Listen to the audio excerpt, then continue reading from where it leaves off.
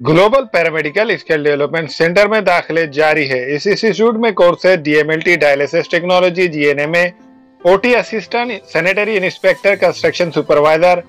In courses में दाखिले जल्द लेकर एक कामयाब मुस्तकबिल की सिमत कदम बढ़ाए। Global paramedical skill development centre, Maltekdi road, Ubaid residency, Nanded.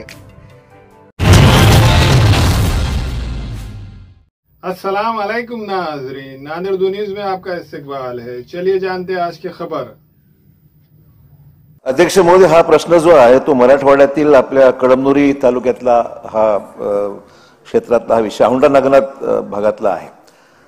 अध्यक्ष महोदय, सन्माननीय उपमुख्यमंत्र्यांना मला एवढंच निदर्शन आणायचं आहे की गेल्या 15 दिवसांमध्ये जी अतिवृष्टी झाली, विशेषतः मराठवाड्यामध्ये फार मोठ्या प्रमाणावर पायाभूत सुविधांचं नुकसान झालेलंच आहे।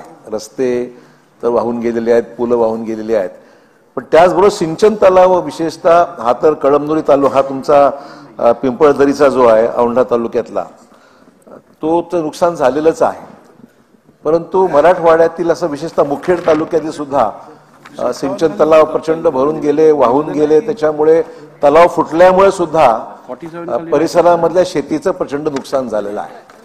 मला उपमुख्यमंत्र्यांना या ठिकाणी एवढंच विचारायचं आहे की अतिवृष्टीमुळे झाल्याचा पूर्ण अहवाल आपण मागून घेऊन, शेवटी कसं आता अप्पर पेनगंगेचं सुद्धा क्षतिग्रस्त कालवे झाल्यामुळे पाणी उपलब्ध असताना सुद्धा कालवे पूर्ण क्षमतेने त्या ठिकाणी पाणी मिळत नाहीये, ही वस्तुस्थिती आहे कालवे क्षतिग्रस्त झाल्यामुळे, आणि त्याला तरतूद 400-450 कोटीच्या आसपास करावी लागणार आहे।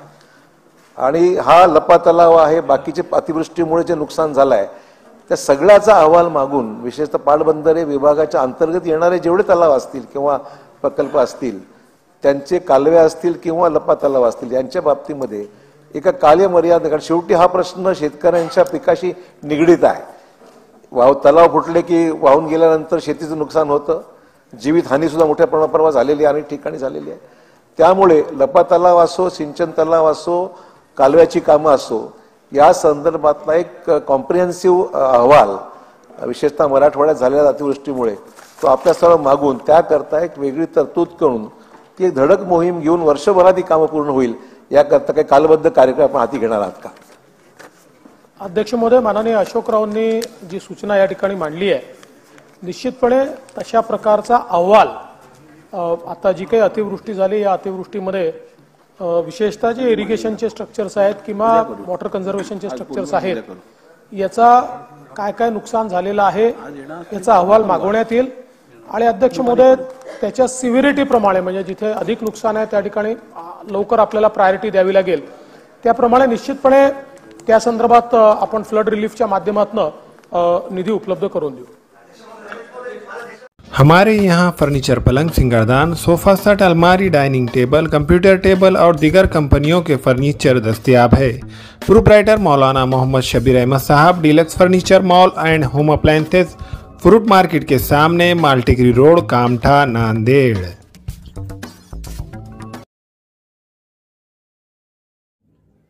अस्सलाम वालेकुम, मैं अखिल मिर्जा। हमें उम्मीद है कि आपको हमारा चैनल अच्छा लगता होगा।